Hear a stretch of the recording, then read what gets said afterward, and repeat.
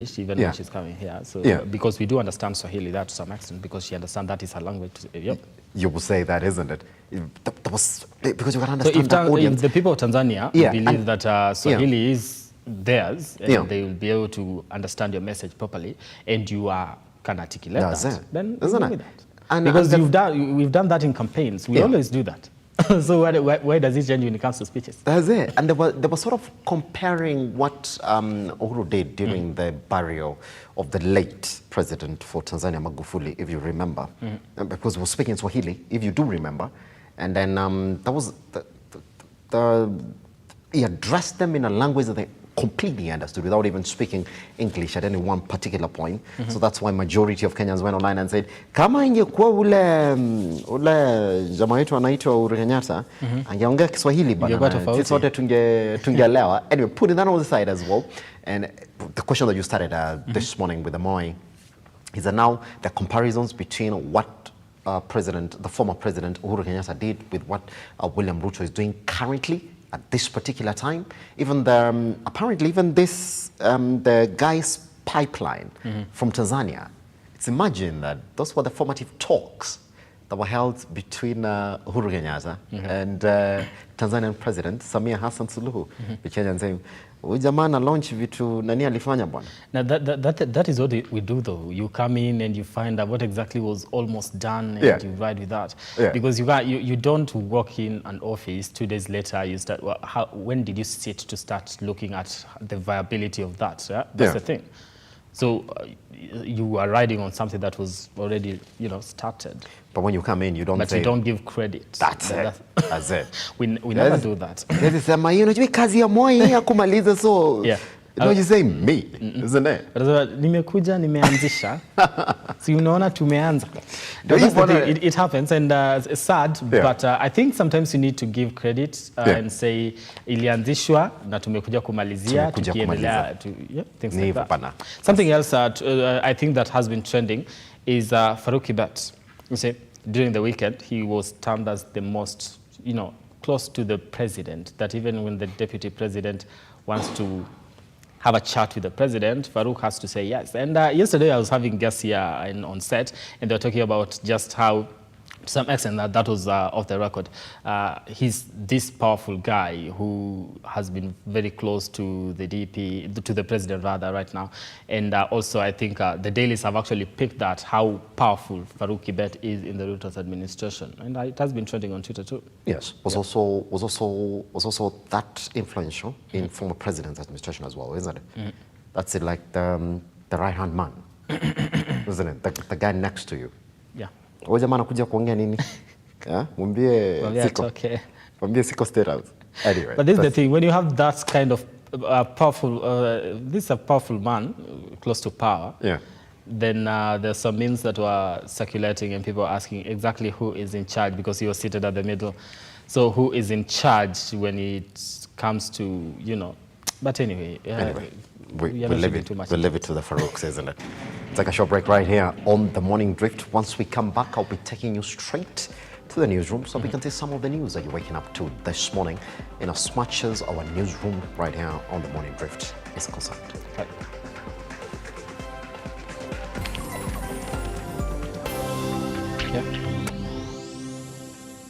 Pardon?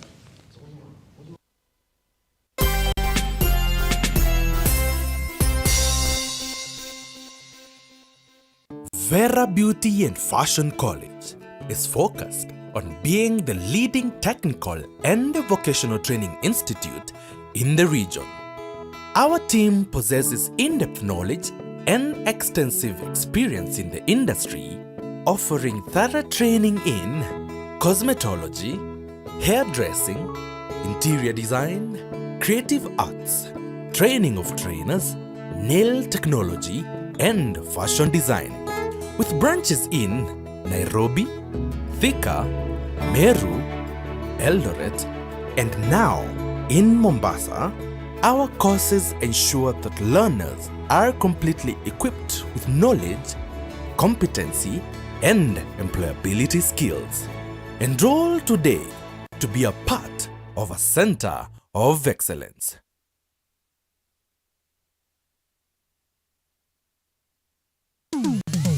Hapa kazi tu inaendelea kuwasaka na kuwatambua wale ambao wanafanya kazi extraordinary na zile kazi za kujituma.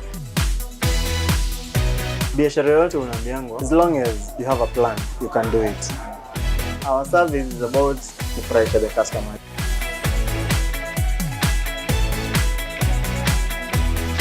Mpenzi mtazamaji, hii ni Hapa Kazi Tu.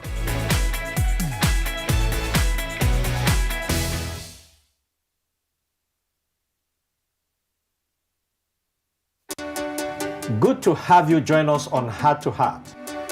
We bring you stories of people who, despite the pressures they experienced, still trusted God to see them through. The seeds that was sown in me helped me navigate and overcome that period of my life. New testimonies, new insights, and even better revelation of the good things God has in store for us. There is always a blessing waiting for someone in every episode.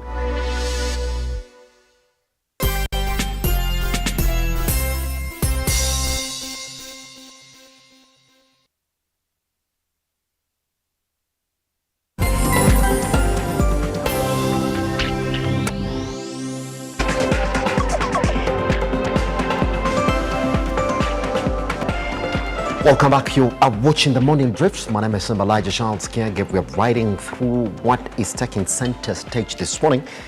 And remember, you can join us online at Look Up TV across all your social media platforms. I am at Kiage Simba.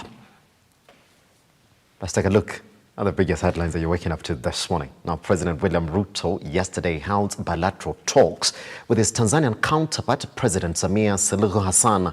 Ruto emphasized the need for enhanced cooperation between both countries in key sectors, top among them trade, communication, security, and gas production. Ian Kisani files the following report. After attending the 60-year celebrations in Kololo, Uganda, President William Ruto proceeded to Tanzania for a 2-day state visit.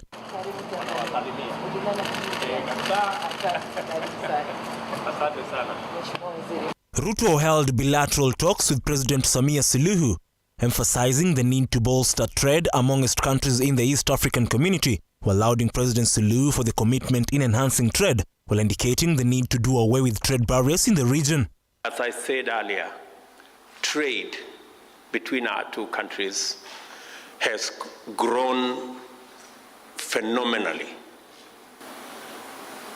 In 1 year, exports from Kenya to Tanzania grew from 31 billion shillings to 45 billion shillings.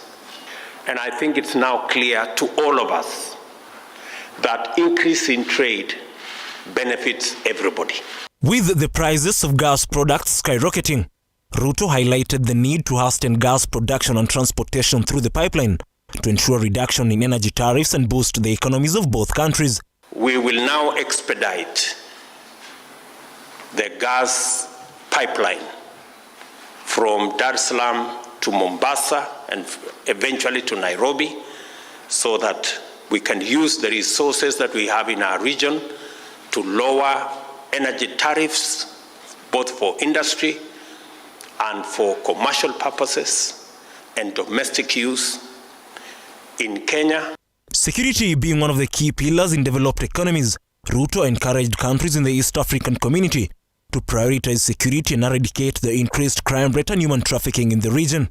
Tumeshakubaliana pia mambo ya kupigana na ugaidi, human trafficking, and the rest of the transboundary crimes that are making our region uncompetitive and giving us a bad name.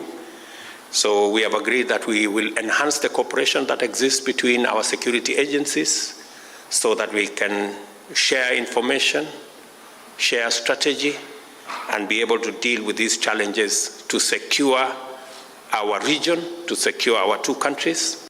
President Ruto also emphasized on the need for countries in the East African community to ease movement in the region by dropping passport requirements to visit different countries, while calling on improved communication system to ease research and development in the region. Tumekubaliana mambo ya utalii kati ya nchi zetu mbili.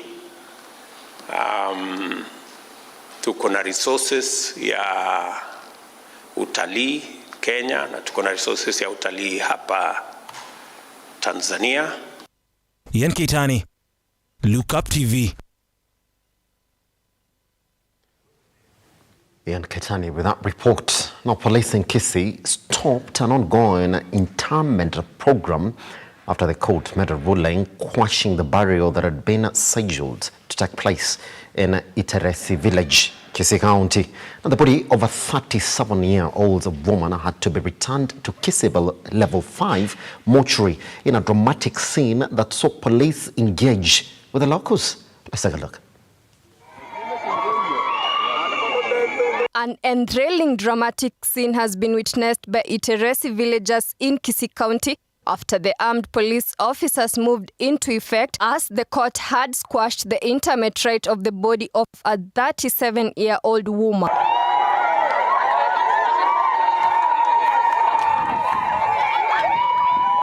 What ensued?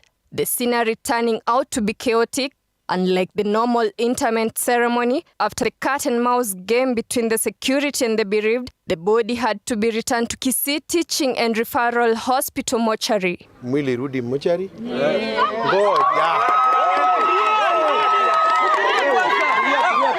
Men in work were forced to put an end to the activity at the graveyard since efforts by the clan elders to pursue the land's case bore no fruits. By venerating the departed one, a banana stem was then planted at the yet-to-be-completed grave, which is in accordance with the Abagusi traditional culture. Susan Jerry, Look Up TV.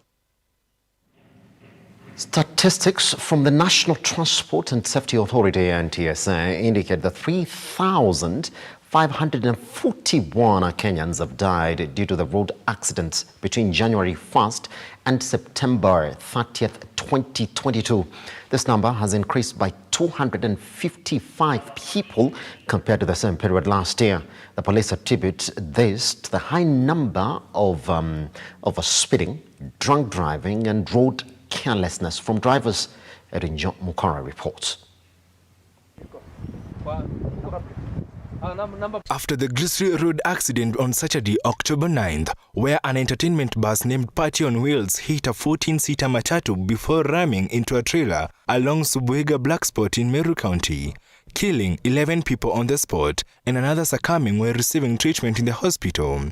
Data from the National Transport and Safety Authority (NTSA) shows the country has recorded a total of 15,924 road accidents between January 1st and September 30th, 2022. Out of the 15,924 accidents, 3,541 of the accident victims, which represent 22.2%, have ended up as deaths. 7,236 of the victims were seriously injured, while 5,104 were slightly injured. The numbers have so far increased compared to the same period last year. In the same period, accident-related deaths were 3,286, which was 255 fewer deaths compared to 2022. Police attribute the high number of road accidents to speeding, poorly maintained vehicles, human error, shunning seatbelts, and overloading. Of late, it is not good that along Elephant Corridor, because we have a lot of accidents there. The area is marked as a black spot. But we've done something, we've talked to the Kenya people to address that issue. John Mukara, Look Up TV. Residents in a Kakuma refugee camp in Turkana County marked the Utamaduni Day with delight as celebrations flourished the environment. Many turned up in large numbers in the celebrations that were organized by world organizations including United Nations, Human Convention of Refugees, and UNESCO, which brought light to residents not only as celebrating culture, but as a sense of union with neighboring communities in Turkana. Moses Okech tells more. Sherehe leo mimi sielewi juu niko soko, hata hakuna sherehe zozote naweza sherehekea juu hakuna hata pesa. Sasa ndasherehekea nini? Sikukuu ya leo ieleweki juu watu hawana pesa, na hata ikai ni kama ni sikukuu juu hakuna pesa, hakuna biashara, kumekaa hivyo. Unaona sasa sisi tumeingia job as usual na ni tofauti na jana. Leo flow ya do iko. So I can say tuna celebrate fiti. Iko fiti kabisa. Sababu najua hakuna pesa. Sasa watu wana pesa. Hata ukiona watu wakitembea, wanatembea tu, hata wakikaa kwa nyumba hawana pesa. Sasa tuwezi sema kuna hodi. Leo ikiwa sherehe ya utamaduni day, iko poa kwa sababu at least tunasherehekea utamaduni yetu, culture yetu about Kenyans. Mimi naona iko sawa. Sherehe za leo si kama zile sherehe zingine juu it's like a normal day. Watu wanaendelea biashara, watu wako kazi kama kawaida. Hata wengine ukiwaambia leo ni holiday ni kama wanakuambia hiyo haijulikani. I think hii ndio ilikuwa initially ikiitwa Moi Day. Na nadhani leo ikiitwa utamaduni, maybe inazungumzia kuhusu kile ambacho mtu anaweza fanyia mwenzake as like huduma. The government and the family of the late former Aina Koi Member of Parliament, William Chemcourt, have set the date for his burial.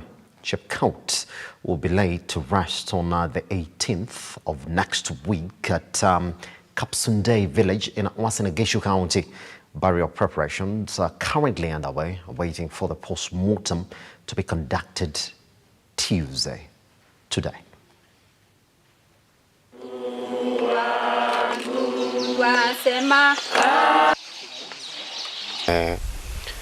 State wameconfirm kuwa mazishi ya mheshimiwa itafanyika tarehe 18 pale shule Kapsunde kisha hapa nyumbani. The community that we are together in the difficult times, we will plan together, we put us in the plans, we will walk the journey together so that we can give the late Mheshimiwa Chepkut a befitting send-off. So I can say as a parliament, as much as I'm coming in at the moment, we will miss a serious person. We will miss a person who played a big role in legislation and legislating matters that address the social life of our people. Otherwise, I want to say, pole sana, we are here together on behalf of Keses and the people of Ainabkoi. We say pole sana. We are going to mourn him dearly, and we know one day a story will be written about Chepkut. He was so hilarious that when he stood up in the chamber, all of us would start laughing because of the way he addressed Mr. Speaker, sir. That alone would make everybody start laughing before Chepkut starts speaking. So he was a man of the people. He mixed well with the rest of the colleagues. He talked to everybody. He had his own style of leadership.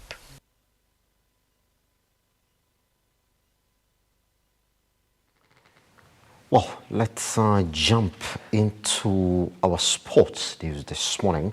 We're going to jump all the way to, yes, the sporting events in Morocco. Now, after a tough encounter and taking the bull by his horns by emerging victorious volleyball champions, Jeptil Secondary School now eye the big title as they showcase their prowess at the Africa Championships slated to be held in Morocco.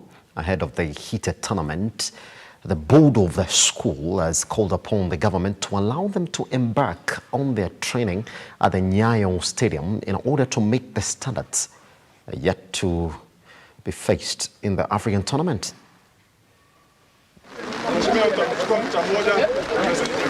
After a remarkable performance in boosting of dominance as East Africa's newly crowned champions, Cheptil's task is far from over. In fact, the road gets bumpier with every ride as they await for the Africa Championship set to take place in Morocco, where different African countries will participate for the title chase. But for the Rift Valley Kings, they are ready for what's ahead.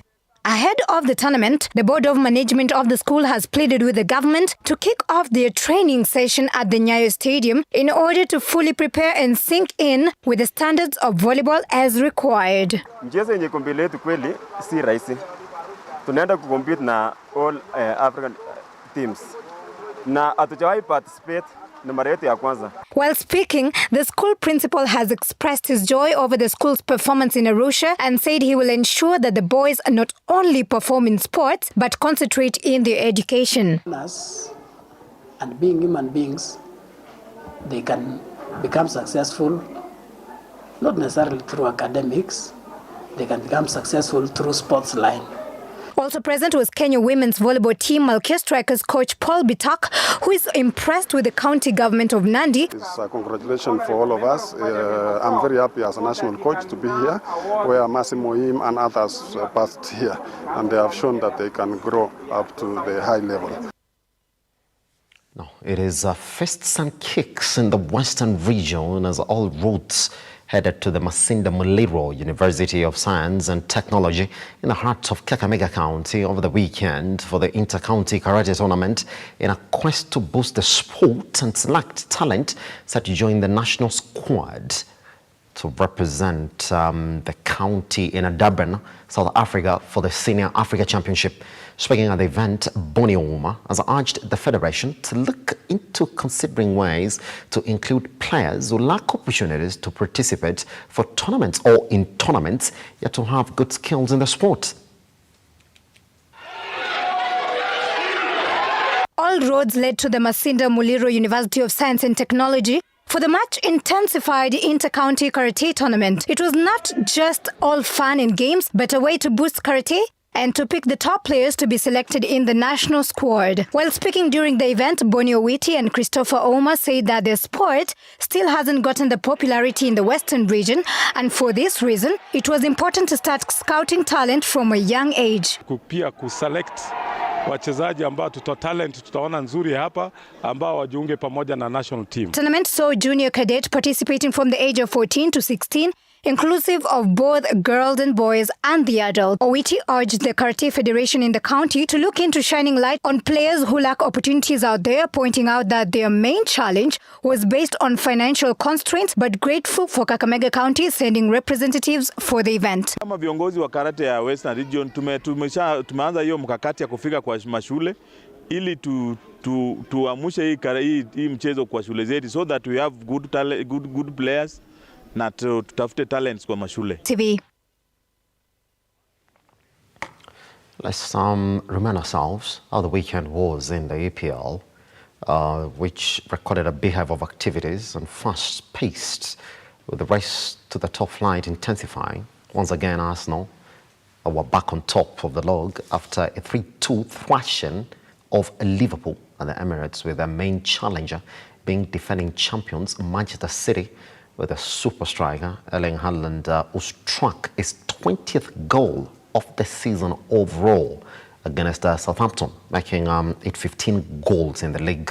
Liverpool now look miserable after Tottenham, Chelsea and Manchester United each registered victory, with Ronaldo netting his 700th club goals and United's 2-1 victory over Everton yesterday. That was actually on Sunday, and Ronaldo played that game after Martial, the United striker, was just back from injury, got injured again, giving